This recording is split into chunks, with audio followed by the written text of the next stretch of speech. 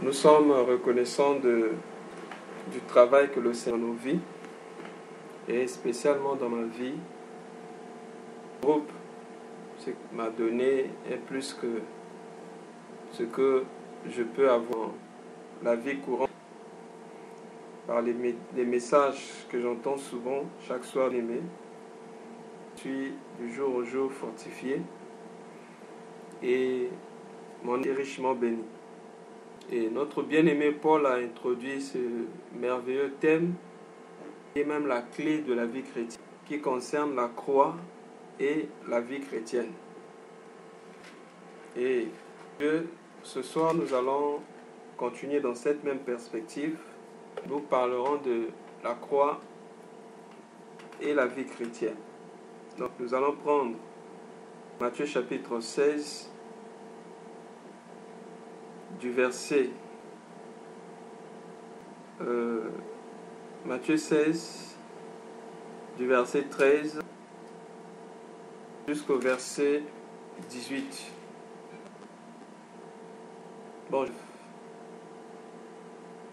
Matthieu 16, on va lire d'abord du verset 13 jusqu'au verset 20. Verset 20.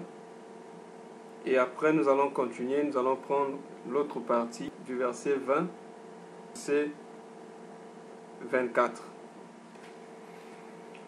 Le Seigneur va poser aux disciples. Donc, je lis la parole dans Matthieu chapitre 16, d'abord du verset 13 au verset 20.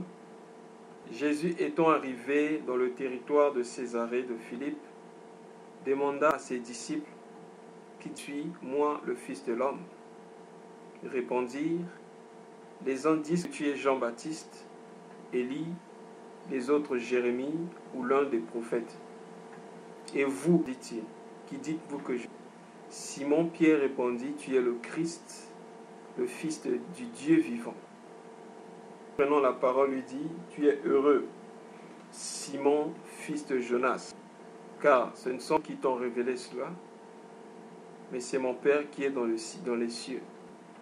Et moi, je te dis que tu es Pierre, et que sur cette pierre je bâtis l'église, et que les portes du séjour des morts ne prévaudront point contre elle. Je donnerai les clés du royaume des cieux.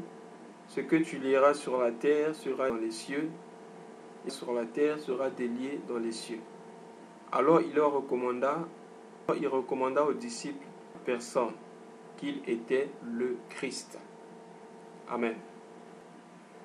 Et bien aimé, une chose que nous devons savoir, c'est que si on enlève la croix de l'Église, on ne peut plus parler de chrétienté.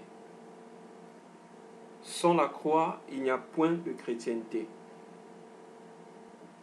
La religion, il faut appeler ça religion chrétienne, se diffère des autres religions, cause ou grâce à la croix. Nous voyons ici la joie qu'avait le Seigneur, ou le bonheur que le Seigneur Jésus éprouve, ou encore ce que le Seigneur appelle bonheur, c'est le fait de connaître cette révélation. Je pose la question aux disciples, puis ils ont donné plusieurs réponses. Alors il leur dit, Pierre va dire, tu es le Christ, le Fils du Dieu vivant. Aussitôt, tu es heureux, Simon, fils de Jonas. Donc, le bonheur dans la vie d'un homme commence, ou la vie d'un chrétien commence par la révélation de la croix. Aujourd'hui, plusieurs chrétiens malheureux ne connaissent pas ce que c'est la croix. Voilà pourquoi ils pleurent. Plusieurs sont instables. D'autres disent même que Dieu m'a dit. Tout ça, ils n'ont pas reçu cette révélation. Bien-aimés dans le Seigneur, les pleurs s'arrêtent lorsqu'on reçoit la révélation de la croix. À l'instar, l'apôtre, alors qu'il était dans l'île de Patmos, dans Apocalypse chapitre 5, vu un livre qui était scellé de 7 sceaux, qui était écrit en dedans et hors. Mais pourquoi? parce que le livre était scellé et qu'il n'y avait personne pour ouvrir le livre et rompre le sceau. Le vieillard dit à Jean, Jean, ne pleure pas, car voici l'un de la tribu de Juda a vaincu et qui a été déclaré digne pour ouvrir le livre et d'en rompre le sceau. Bien-aimé dans le Seigneur, lorsqu'on a reçu l'argent, pas lorsqu'on a reçu la promotion, mais lorsque nous avons l'agneau. Quand le vieillard a dit à Jean, il a dit, voilà le lion de la tribu de Juda, un agneau qui était là comme les pleurs de Jean s'étaient arrêtés, alors que Jean se trouvait au ciel. Bien aimé, au ciel normalement, le ciel c'est un lieu où on doit être dans la joie. On trouve dans le ciel Jean pleurait. Pourquoi? Parce que Jean n'avait pas encore vu l'agneau qui était là comme immolé. Le secret du bonheur, le secret de la réussite, c'est la croix. Parce que c'est là-bas que nous avons tout reçu de Dieu. Quand la Bible dit en lui là, commence par la croix. Bien-aimé dans le Seigneur. Donc Jésus va dire à Pierre, tu es heureux, fils de Jonas. On n'est pas heureux parce qu'on a acheté une voiture. On n'est pas heureux parce qu'on a acheté une parcelle ou parce qu'on a construit. Mais on est heureux lorsqu'on a reçu cette révélation. Parce que tout découle de cette révélation. Heureux, fils de bien-aimé, on est heureux.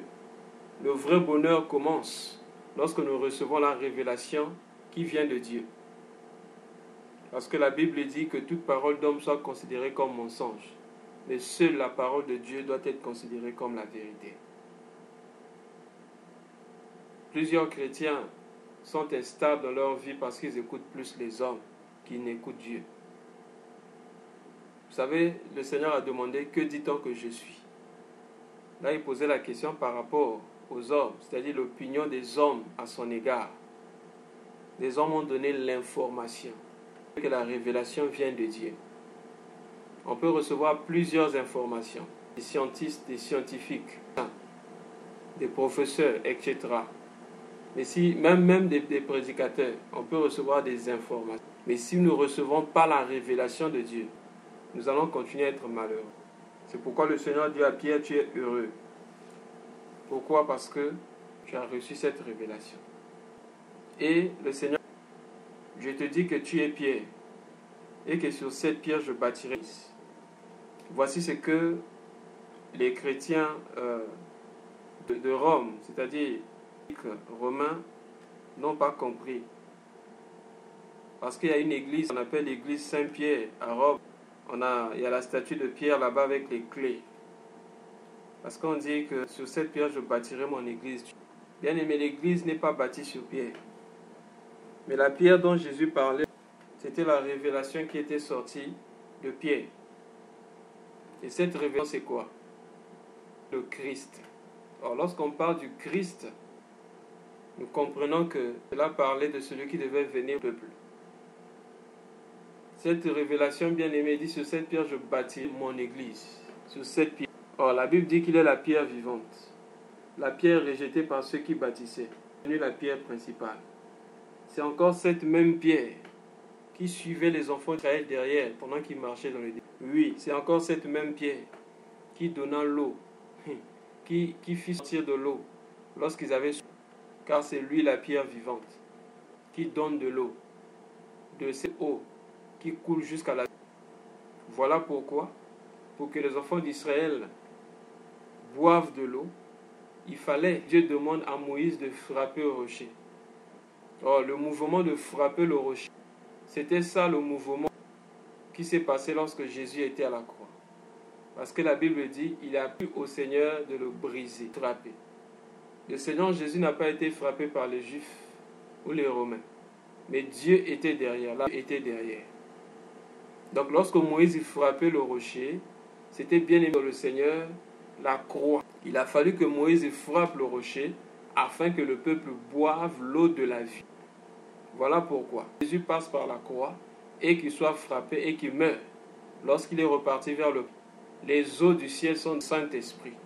Voilà pourquoi la Bible dit dans Jean chapitre 7, du verset 37 au verset 39, que le jour de la fête, Jésus se tenait debout et s'écria, Et celui qui a soif, qui boive. Celui qui croit en moi, les fleuves d'eau vive couleront de son sein. Et la Bible dit qu'il parlait de l'esprit qui allait recevoir, descendre, l'esprit qui allait venir dans la vie de se croire en lui. Parce que Jésus n'avait pas encore été glorifié. Oh bien-aimé dans le Seigneur, la croix c'est le secret de tout.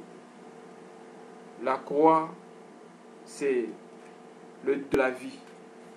La croix, on parle de la mort. Il n'y a pas de vie chrétienne sans la mort par rapport au monde. Or, la croix nous permet de mourir par rapport au monde et par rapport au péché pour commencer une nouvelle vie avec. C'est pourquoi le Seigneur a dit, si quelqu'un veut venir à moi, qu'il renonce à lui-même et qu'il se charge de sa croix et qu'il me suive. Bien, la croix, c'est le secret, l'ouverture des portes. Nous remarquons ici, il dit d'abord, je bâtirai mon église. Les portes morts ne prévaudront point, excusez-moi, contre l'église, contre elle. Premièrement, c'est le secret du combat spirituel. Si nous voulons être forts spirituellement, nous le verrons, nous devons bien aimer accepter la croix. Parce que c'est à la croix qu'il a détermination et les autorités. Chapitre 2, versets 14 à 15. La Bible dit qu'il a déchiré l'acte d'ordonnance nous condamnait, les dominations et les autorités, en livrant publiquement en spectacle, en triomphant d'elle. C'est la croix qui nous donne l'autorité sur les puissances infernales. Parce que lorsque nous acceptons de mourir, bien aimés, nous rentrons dans une zone très dangereuse pour le monde des ténèbres. Le diable est fait par... C'est là-bas qu'il a reçu sa défaite. Voilà pourquoi celui qui accepte de passer par là, celui qui accepte de mourir avec Christ, il devient invisible au monde des ténèbres et il prend de l'autorité sur le monde des ténèbres. Bien aimé dans le Seigneur, les séjours des morts ne pourront contre elle. Pourquoi? L'église. Quelle église? Celle qui est bâtie sur la révélation dont Pierre venait de relater le Christ. C'est-à-dire celui qui devait mourir pour le peuple. Donc lorsque tu t'identifies par sa mort, aucune puissance ne peut avoir de l'autorité sur toi. Ensuite, les clés du royaume des cieux. Bien aimé, les clés du royaume, c'est pour ceux qui ont accepté la croix. La croix qui donne les clés pour entrer dans le royaume. Qu'est-ce que je veux dire? C'est la croix bien aimée, qui donne l'accès auprès du Père. C'est la croix qui donne l'accès à l'arbre de vie. Car en l'homme a péché, Dieu avait placé les chérubins qui tout le temps bougeaient l'épée, afin que personne n'ait accès à l'arbre de vie. Donc le chemin qui conduisait à l'arbre, mais il n'y avait qu'un seul moyen pour avoir l'accès à l'arbre de vie. Il fallait accepter que cette épée-là passe sur nous. Et cette épée qui blesse, c'est l'image de la croix. Lorsqu'on accepte de crucifier notre volonté, c'est là que nous pouvons avoir l'accès à l'arbre de vie. C'est pourquoi qu'il est plus facile à un chameau de passer par le trou d'une aiguille qu'à un riche de rentrer dans le royaume des cieux. Bien aimé dans le Seigneur, c'est celui qui est humble qui peut passer par le trou d'une aiguille, avoir accès à l'arbre de vie. Et la Bible dit, c'est que la terre sera liée dans les cieux. C'est la croix qui nous donne bien l'autorité dans le monde. Quand les démons avaient dit aux 7 fils de Sheba, connaissant qui est Paul, connaissant Jésus, qui êtes-vous? Ils pouvaient connaître qui était Paul, parce que Paul crucifiait sa chair. Parce que Paul avait accepté de dire, ce n'est plus moi qui vis, mais c'est Christ. La croix nous conduit, bien aimés, à cesser de vivre, afin que Christ vive. Et lorsque Christ vit en nous, aucune puissance ne pourra se tenir devant nous. Dieu a dit à Josué, Dieu que fleura la plante de tes pieds, je te le donne en possession. Et il dit, nul ne viendra devant toi, tant que... Donc si tu meurs spirituellement, ils auront l'autorité sur toi. Mais tant que tu auras la vie de Christ. Or, pour avoir la vie continuellement, il faut porter la croix continuellement et tous les jours. Le secret de la vie de Christ, c'est avoir des jours. Pas un bois, pas quelque chose qu'on met au cou, pas un tatouage, bien aimé. Crucifier sa volonté, la croix intérieure dans le cœur. La Bible dit, ce que tu délieras sur la terre sera délié dans les cieux. Comme je disais, la croix nous donne l'autorité. Alors, verset 20, il recommence de ne dire à personne c'était le Christ. Tu sais ce que je veux dire? La croix, c'est pas pour tout le monde. La révélation c'est pour ceux qui ont le désir de plaire à Dieu. C'est pour ceux qui courent après Dieu. C'est pour Dieu plus que toute autre chose. Bien aimé, c'est par là que nous allons arrêter aujourd'hui. Continuer à parler de ces choses. Que le Père nous aide au nom de Jésus. Amen.